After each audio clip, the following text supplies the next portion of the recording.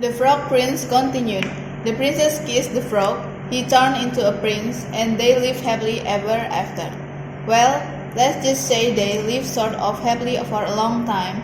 Okay, so they weren't so happy. In fact, they were miserable. Stop sitting your stomach like that. Begged the princess.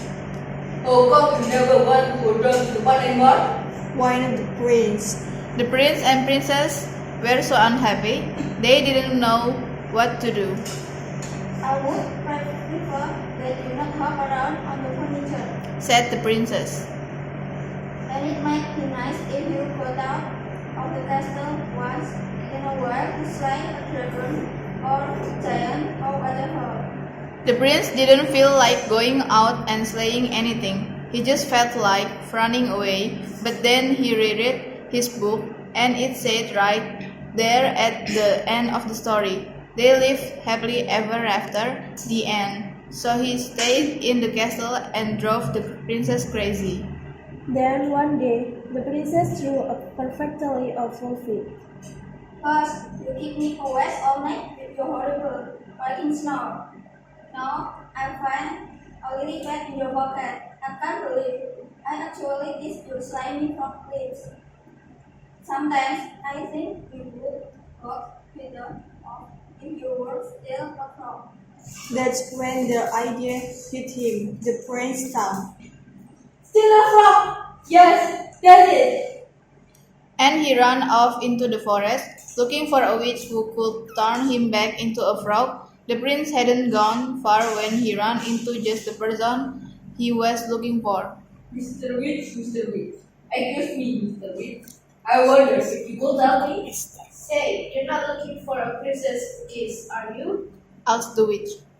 Oh no, I have already been kissed. I'm the frog prince. Actually, I was helping you go turn back into the frog.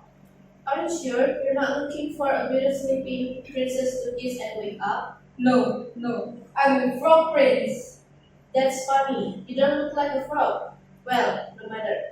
If you're a prince, you're a prince, and I'll have to cast a nasty spell on you. I can't have any prince waking up sleeping beauty before the 100 years are up. The prince didn't stick around to see which nasty spell the witch had in mind. He ran deeper into the forest until he came to a teeny cottage where he saw another lady who might help him. Mr. Witch, excuse me, Mr. Witch.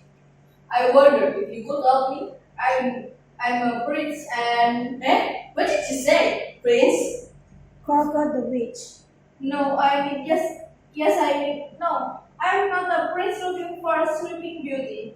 But yes, I'm the frog prince and I'm looking for a member of your profession who can turn back into a frog so I can live happily ever after. Frog prince, you say? That's funny. I thought frog were little green guys with a web feet. Well, no matter. If you're a prince, you're a prince. And I cannot have any princesses queuing Snow White. Here, eat the rest of this apple. The prince who knew his fairy tales and knew a poison apple when he saw one didn't even stay to say, "No, thank you." He turned and ran deeper into the forest. Soon he came to a strange-looking house with a witch outside. Mr. Witch, excuse me, Mr. Witch. I wonder if you could help me. I'm a frog. If you are a frog, I'm a queen of friends. Said the witch. No, I'm not a frog.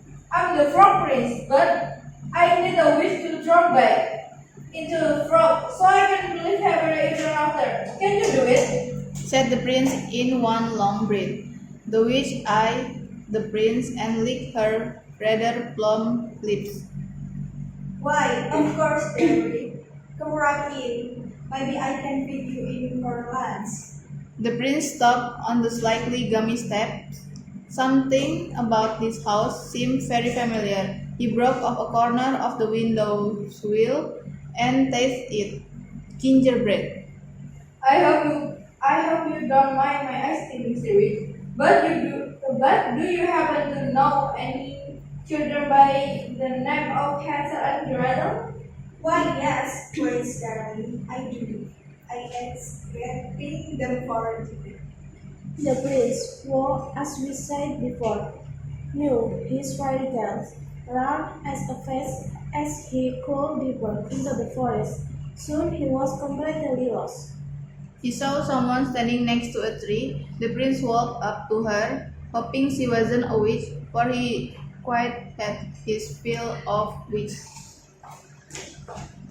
Madam, I'm the frog prince. Could you help me? Gus, you're needed. Said the fairy godmother. You are the worst looking frog I've never seen. I'm not prince. I'm the frog prince. Oh, said the prince, getting a little annoyed. And I need someone to turn back the frog so I can live happily ever after. Well, I'm on my way to see a girl in the village, but going to a ball. But I suppose I could give it a try. I've never done frog before, you know. And with that, the fairy godmother waved her magic wand and turned the prince into a beautiful carriage.